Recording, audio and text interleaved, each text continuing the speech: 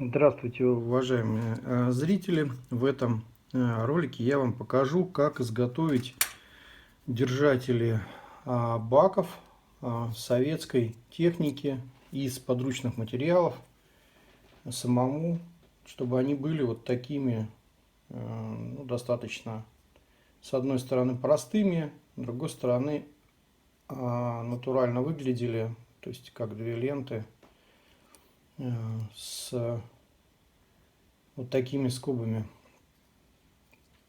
Сделать это несложно.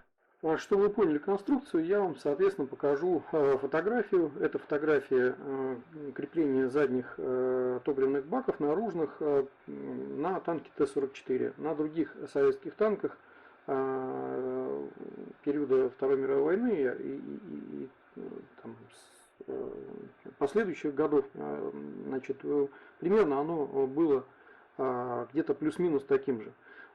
Несколько менялась форма самих креплений, но процесс изготовления одинаковый, и поэтому вы сможете использовать их для других танков, то есть не только для Т-44, но для Т-34 и так далее, изменяя в соответствии с конструктивом этих креплений, ну а принцип останется тем же самым. Итак, поехали. Основной материал — это фольга.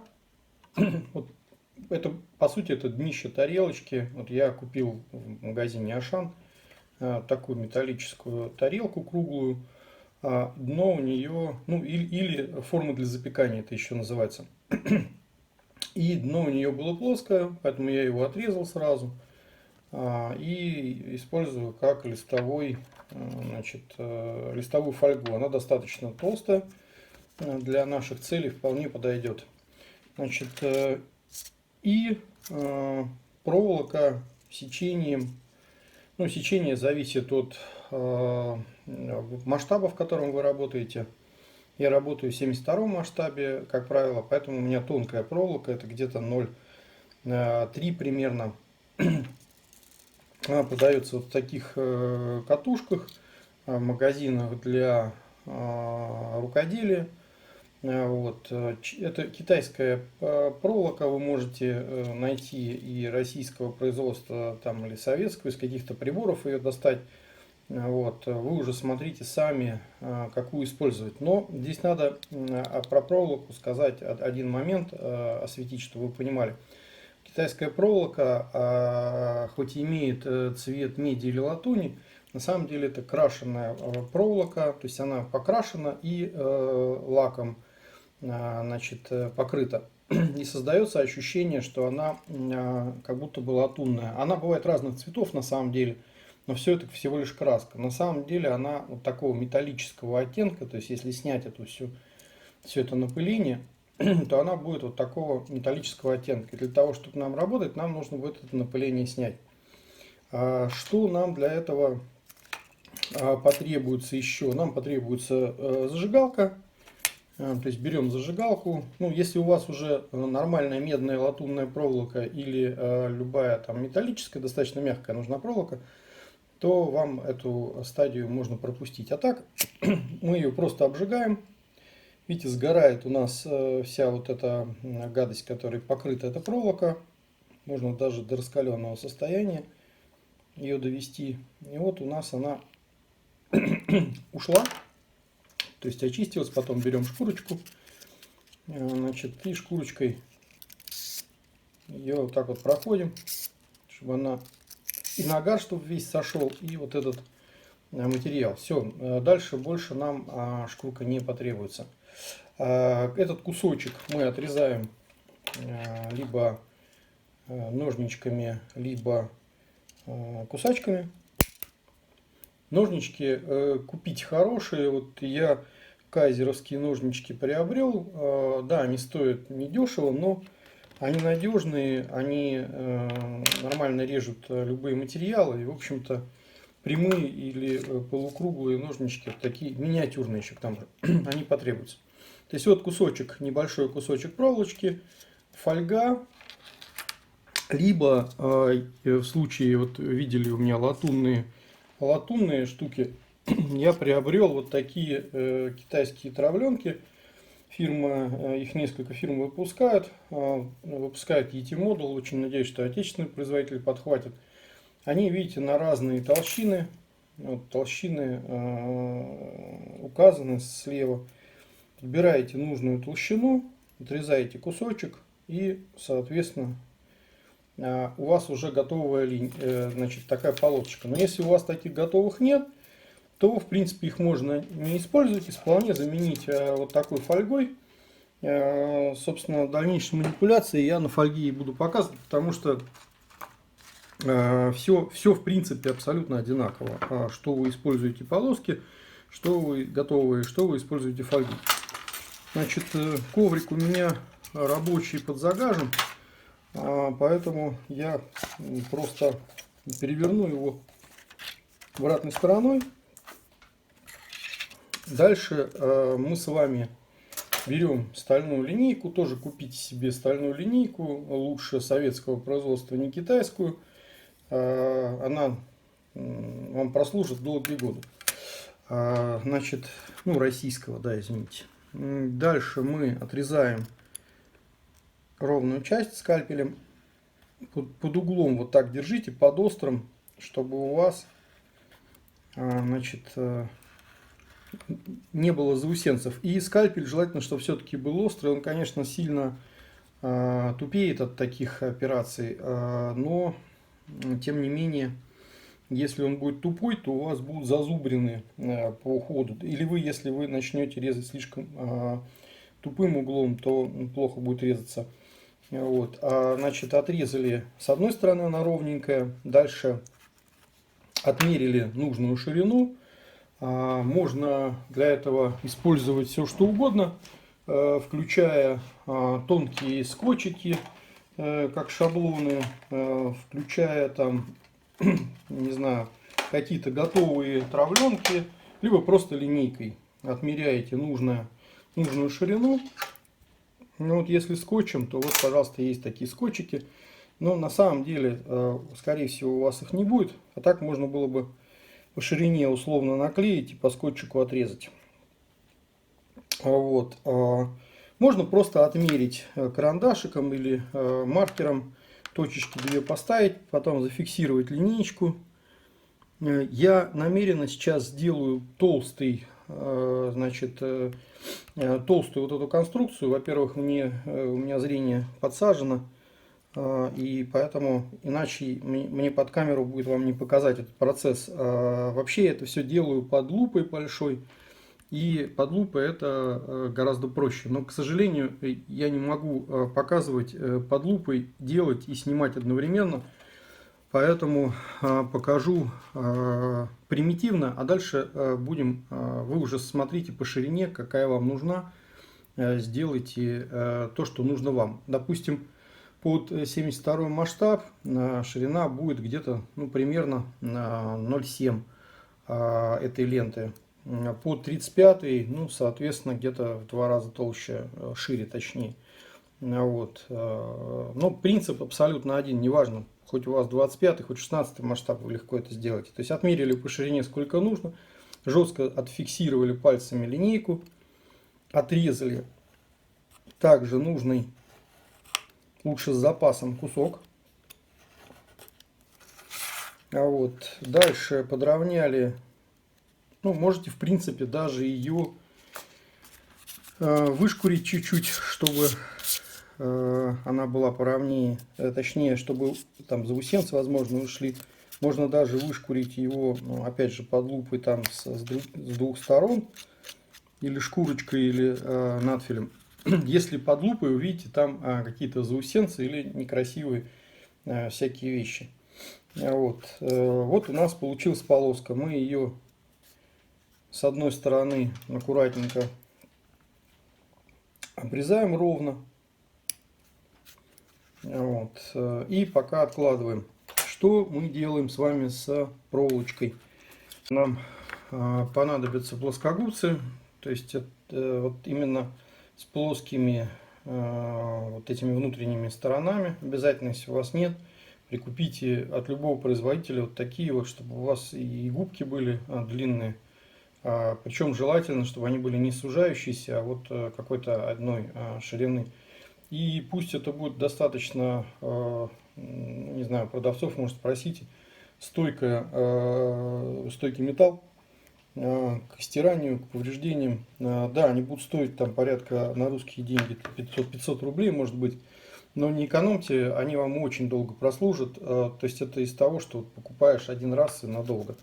Тут не получится использовать плоскогубцы с зазубренными губками, потому что будет не очень удобно. Ну и также вот у меня есть другие такие же с плоскими губками, но вот заостренные, они нам здесь тоже не очень подойдут.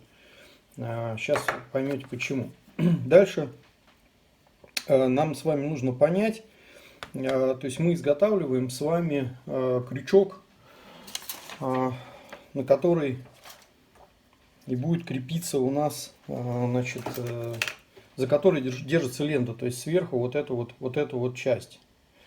Вот, значит, вам нужно понимать, какой ширины вот это расстояние, какой длины вот это расстояние. Оно, ну, примерно одинаковое получается. Вот, когда вы понимаете, эти знания вам нужно будет применить вот почти уже сейчас. Значит, зажимаете, только не давите, а именно просто зажимаете проволочку, сгибаете ее, берете, ну, любой металлический предмет. Вот я беру пинцетик и вот так вот прокатываю, чтобы угол у меня здесь получился. И вот дальше уже на этом этапе нам надо понимать, какой ширины у нас будет вот эта часть. Ну, давайте сейчас не будем мерить. Да, если, опять же, вы знаете эту ширину, ну, допустим, она у нас будет, не знаю, там, в данном случае, там, 2, сколько тут моя ширина ленты? Ну, пускай это будет 3 миллиметра для какого-нибудь большого достаточно масштаба, и мне будет хорошо видно. То есть это будет 3 миллиметра. Дальше вы можете, у вас есть дальше два варианта. Первый вариант маркером сделать отметку на проволоке, где ее сгибать. И подставляем под эту отметку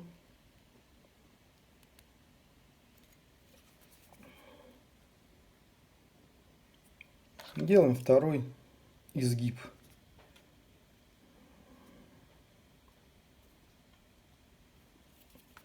И точно так же прокатываем. Теперь, если у нас не очень параллельно вышло, поджимаем. Если вам нужна эта скоба, чтобы были скошенные углы, то есть не прямые, а скошенные углы, то, соответственно, не надо просто прокатывать. Ну, продемонстрирую еще раз, то есть уже там без размеров. То есть, если вам нужен скошенный угол, то вы можете просто не прокатывать. Допустим, достаточно будет загнуть и чуть-чуть потянуть в разные стороны плоскогубцы. Вот, а потом уже непосредственно подровнять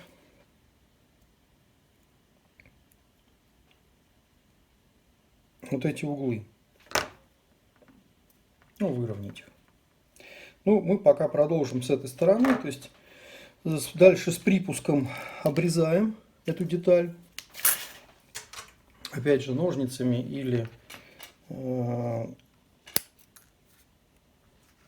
специальным, или кусачками специальными для проволоки.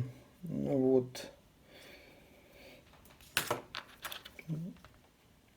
В идеале, конечно, сразу отрезать нужной длины. Вот. Так вот посмотреть, чтобы с двух сторон было более-менее одинаково, но не получается, не страшно.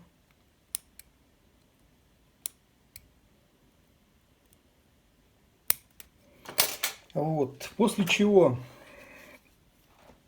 вставляем желательно в самую заднюю часть вот этих же плоскогубцев Вот у меня, видите, часть ушка торчит, часть осталась там. И силой уже теперь сжимаем. После этого рукой или пинцетом немножко подгибаем вниз, потому что эти ушки, как правило, были вот так вот чуть-чуть подогнуты. И вынимаем. Что у нас получается? Видите, у нас с вами получились такие вот места, которые приваривались как раз значит, к боковой стенке танка, корпуса танка. Если сильно нажали, могут они очень сильно расплюснуться, тогда надо будет переделать. Если достаточно вам, то нормально. Если очень длинные они стали, просто лишние мы подрезаем с вами, лишние кончики.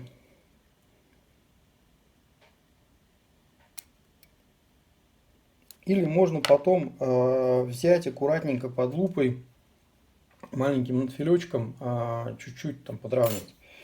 Вот. Что теперь? Теперь берем наш ремешок пинцетом или, опять же, теми же самыми плоскогубцами его вот так вот сгибаем.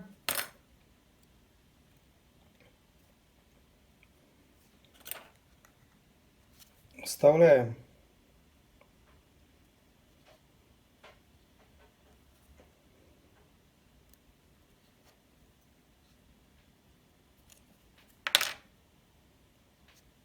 сюда. Видите, он у нас болтается. Упс, потерялся. Так, сейчас переделаем. Ну, тут надо единственное, что понимать, что... Да, и надо понимать, что у вас вот эта верхняя часть ремешка, она должна быть короче, чем нижняя. При этом изогнутая часть должна входить в верхнюю. Вот так, видите? То есть не наоборот вот так вот, иначе это будет не так, как на реальных машинах, а наоборот. Вот сейчас попробую. Так, наша задача сейчас поджать этот ремешок. Вот, поджали. Вот таким образом, чтобы у нас получилась такая вот, видите, как бы он стоит теперь внутри этого ремня. Дальше берем бак. Ну, я представлю, что бак это у нас вот этот фломастер, да? Чуть-чуть прокатываем по баку. Вот. Дальше приклеиваем. Вот эта часть у нас остается подвижной. Вот эта часть. Дальше вот эти кончики мы с вами приклеиваем непосредственно на модель. У нас лента остается подвижной. Мы ее поднимаем. Вот она легко поднимается, как видите. Вот. Монтируем ответную часть. Можно это сделать изначально. Ответная часть это те штучки, которые устанавливаются непосредственно на надгусеничные полки. Вот нижние, видите, вот такие вот. Вот. Их тоже можно изготовить самостоятельно. Могу сейчас, в принципе, показать, как это делается. Вот. Нам останется только взять такой же кусочек проволочки.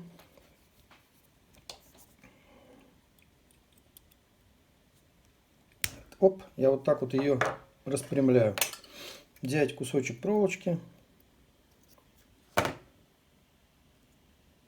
Это у нас будет с вами, значит, имитация болта. Можете взять мастерклубовские болтики, как бы, хотя там тоже нет резьбы, их использовать. Но вообще бралась вот такая шпилька с нарезанной резьбой. И дальше на суперклей, на супергель вы ее вот так макаете суперклей чуть-чуть. Ее приклеиваете уже непосредственно к верхней части вашего ремешка, здесь посередине. Поскольку это супергель, так чтобы торчала, большая часть торчала наружу. Поскольку это супергель, у вас есть время правильно его спозиционировать. Вот торчащая шпилька. Вы ее потом заведете, соответственно, туда, куда вам это нужно. А вот эту часть вы обрежете, опять же, так, как вам нужно. И приклеите уже непосредственно к нижней части креплений, которые у вас на гусеничной полке. Нижнюю часть крепления ее тоже можно сделать либо из фольги, либо из пивжести. То есть берете банку из-под пива,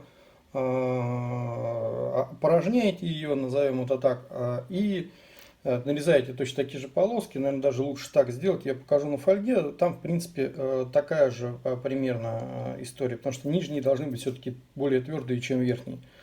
Значит, пивжесть нарезаете из нее полоски, сгибаете точно так же плоскогубцами или пинцетом, как вам это будет удобнее. Берете деталь бака, об нее загибаете уже непосредственно по форме. И в каком-то месте точно так же отгибаете. Все это, естественно, измеряете. В каком-то месте отгибаете.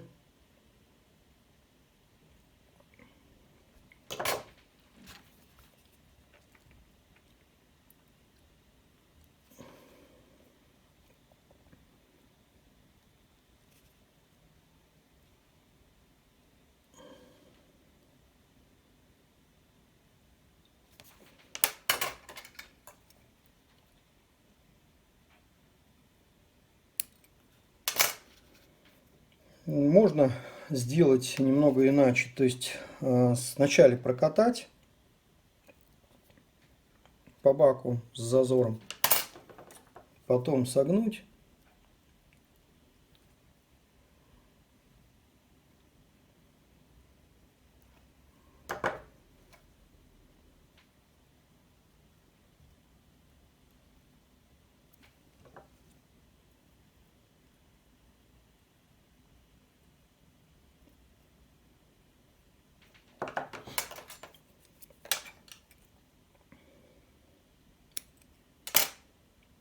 вот. И дальше у нас остается ответная часть, к которой крепится наше крепление. Его можно сделать опять же либо из вот этой фольги, шилом намечаете отверстие, либо из погонажа и просверливаете его сверлышком, либо из остатков от отравления. Также потом с обратной стороны запиливаете это отверстие,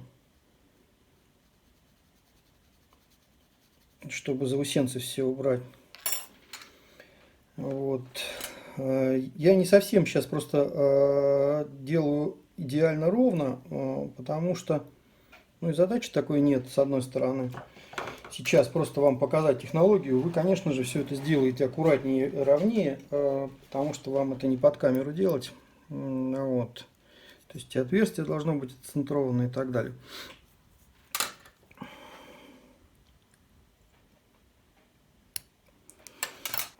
Ну и дальше у нас, я тут такой сделал мини-стенд. Предположим, что это борт танка, это верхняя бронеплита.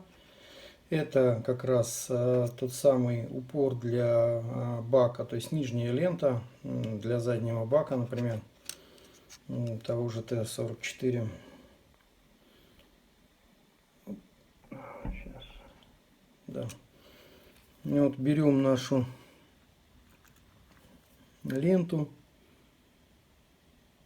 эти части приклеиваем. Наметьте предварительно маркером или чем-то еще, куда нужно, какие места нужно клеить. Вот. Аккуратно приклеим, позиционируем. Если где-то что-то промажем, ничего страшного, Потом в дальнейшем мы все это уберем, остатки супергеля. Вот, приклеили, подождали. Теперь нам нужно чуть-чуть развести в стороны вот эти верхнюю и нижнюю часть ленты.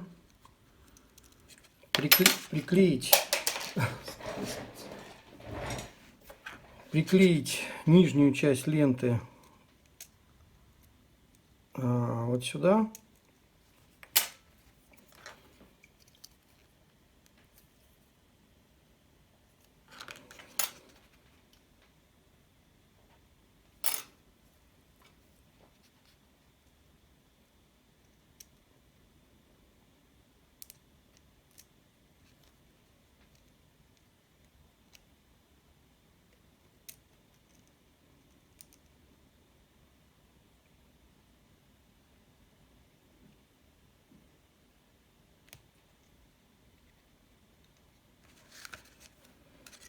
Таким образом. Дальше поставить уголок.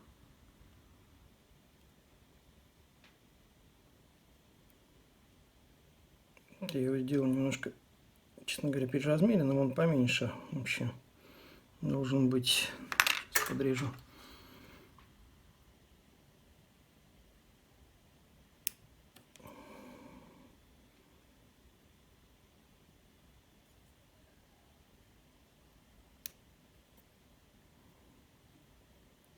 Ну, вы, конечно, изучайте конструкцию саму на своем танке. Она может несколько отличаться, но принцип будет такой же. И, как видите, минус все-таки фольги по отношению к более твердым материалам в том, что она очень хорошо гнется. Поэтому я, тем не менее, все-таки, хоть в этом примере ее использую, но рекомендую вам то же самое делать из той же пирожестик, про который уже упоминал, или из остатков травления натурных полосок. Так, ну вот сверху приклеиваем эту ответную часть вот таким образом.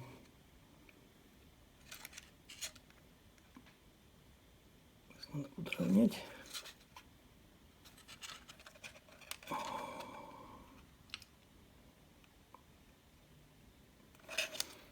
Так, ну вот. Делаешь на весу, все, руки трясутся. Да, так, ну вот как-то таким образом это все выглядит. Даем схватиться, после чего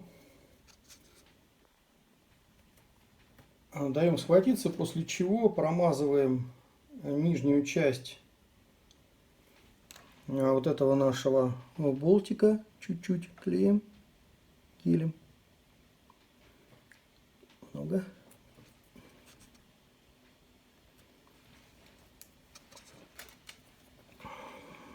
И аккуратненько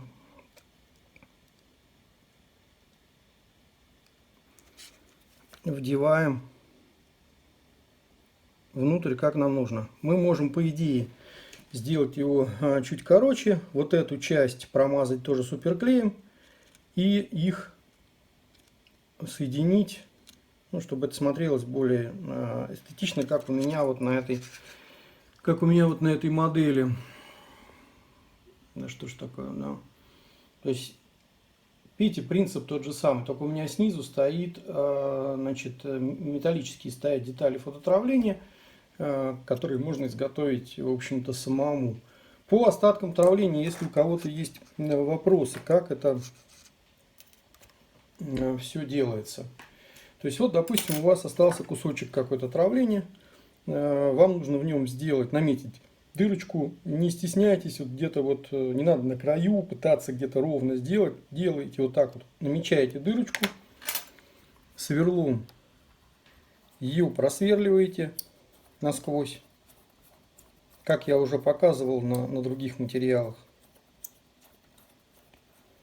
Хорошее сверло используйте, не торопитесь. Вот. Дырочку обрабатывайте с обратной стороны обязательно, потому что у вас выходит на обратную сторону заусенцы. Обрабатывайте ее также надфилем. И уже потом вокруг этой дырочки обрезаете материал ровненько, ножничками, опять же, как я уже сказал, под лупой, чтобы у вас не было, вот как у меня здесь, потому что я, так сказать, не под лупой это делаю, да, мне не очень видно хорошо, чтобы у вас не было неровных срезов. И потом обрезаете, как вам нужно.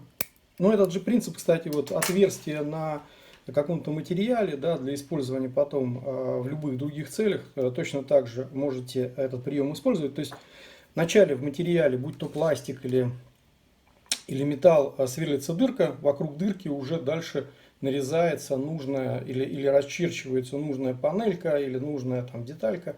И уже в финале она вокруг обрезается и используйте материал с припуском. Иначе вам это отверстие не спозиционировать очень точно будет.